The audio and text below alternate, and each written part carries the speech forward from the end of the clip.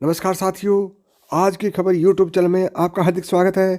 साथियों, आपको पता है कल बजट 2023 की घोषणा हो चुकी है, जिसमें महिलाओं बुजुर्गों को तोहफा मिला है, सस्ते घर के लिए बड़ा ऐलान हुआ है। ऐसे ही बजट को समझिए 10 खास बातों में। वित्त मंत्री निर्मला सीतारमण ने संसद में आज देश का आम बजट पेश कर दिया। सरकार ने कई बड़े ऐलान किए हैं। टैक्स को लेकर वित्त मंत्री ने बड़ी घोषणा की है। महिलाओं के लिए भी सरकार ने नई स्कीम की शुरुआत करने की घोषणा की है। वित्त मंत्री निर्मला सीतारमण ने संसद में आज देश का आम बजट पेश कर दिया है। बजट में वित्त मंत्री ने टैक्स से लेकर महिलाओं और सीनियर सिटीजन के लिए बड़े ऐलान किए हैं। यह मोदी सरकार के दूसरे कार्यकाल का आखिरी पूर्ण बजट था। इसके अलावा किसानों, युवाओं और छात्रों के लिए बड़े ऐलान किए गए। निर्मला सीतारमण ने कहा कि यह अमृतकाल का पहला बजट है। वित्त मंत्री ने कहा है कि दुनिया ने भारतीय अर्थव्यवस्था को चमकता हुआ सितारा माना है। देश के आम बजट की 10 बड़ी बातें क्या रही हैं, आइए जानते हैं। सबसे पहली बड़ी बात है टैक्स में बड़ी छूट का ऐलान। वित्त मंत्री निर्मला सीतारमण ने इनकम टैक्स को लेकर बड़ा ऐलान किया है। अब 7 लाख रुपए तक की सालाना कमाई पर कोई टैक्स नहीं देना होगा। अभी यह सीमा 5 लाख रुपए थी। व्यक्तिगत इनकम टैक्स की नई टैक्स दर 0 से 3 लाख रुपए तक 0, 3 से 6 लाख रुपए तक 5%, 6 से 9 लाख रुपए तक 10%, 9 से 12 लाख रुपए तक 15% और 12 से 15 लाख रुपए तक 20% और 15 लाख से ऊपर 30% तक रहेगी। अभी आइए जानते हैं क्या सस्ता होगा, क्या महंगा होगा। वित्त मंत्री निर्मला सीतारमण ने अपने बजट भाषण के दौरान कहा कि कस्टम ड्यूटी, सेस, सरचार्ज दर में बदलाव किया गया है। खिलौनों पर लगने वाली सीमा शुल्क घटाकर 13% किया गया है, यानी अब खिलौने सस्ते हो जाएंगे। इसके अलावा साइकिल को भी सस्ता किया गया है। लिथियम आयन बैटरी पर कस्टम ड्यूटी में राहत दी गई है। खिलौने, साइकिल, ऑटोमोबाइल सस्ते होंगे। इलेक्ट्रिक वाहन सस्ते होंगे। विदेश से आने वाली चांदी की चीज़ें महंगी होंगी। देसी किचन चिमनी महंगी होगी।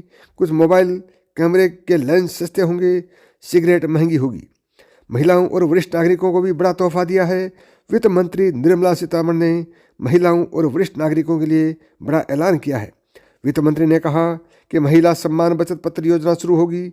इसमें महिलाओं को 2 लाख की बचत पर 7.5% का ब्याज मिलेगा। वरिष्ठ नागरिक खाता स्कीम की सीमा 4.5 लाख रुपए से बढ़ाकर 9 लाख रुपए की जाएगी। और बजट की 7 प्राथमिकताएं भी हैं। वित्त मंत्री ने बताया कि बजट की 7 प्राथमिकताएं हैं। उन्होंने कहा कि इस बार बजट के मुख्य 7 लक्ष्य हैं, जिन्हें सप्तऋषि कहा गया है। जो ये हैं समावेशी विकास, वंचितों को वरीयता, बुनियादी ढांचे और निवेश, क्षमता विस्तार, हरित विकास, युवा शक्ति और वित्तीय क्षेत्र। पीएम आवास योजना का बजट बढ़ा दिया गया है। पीएम आवास योजना बजट आवंटन की तुलना में 66% बढ़ा दिया गया है। इसके बाद अब ये बजट बढ़कर 79,000 करोड़ रुपए से ज़्यादा कर दिया गया है। इसके अलावा वित्त मंत्री ने कहा कि देश में 50 नए एयरपोर्ट बनाए जाएंगे।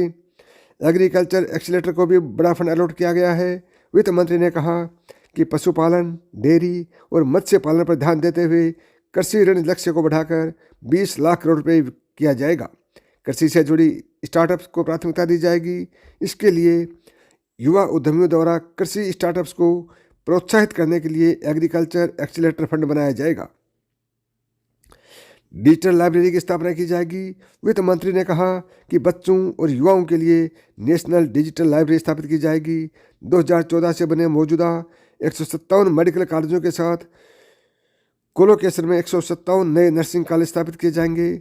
इसके अलावा अगले 7 सालों में सरकार आदिवासी छात्रों को समर्थन देने वाले 740 एकलव्य मॉडल स्कूलों के लिए 38,800 शिक्षकों और सहायक कर्मचारियों को नियुक्त किया जाएगा। पीएम प्रणाम योजना की शुरुआत की गई है। वित्त मंत्री ने कहा कि पीएम प्रणाम योजना की शुरुआत होगी। अब योजना वैकल्पिक उर्वरकों को बढ़ावा देने के लिए होगी।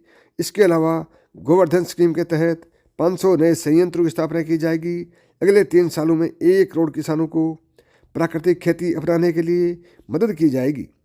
10,000 बायो इनपुट रिसोर्स सेंटर खोले जाएंगे।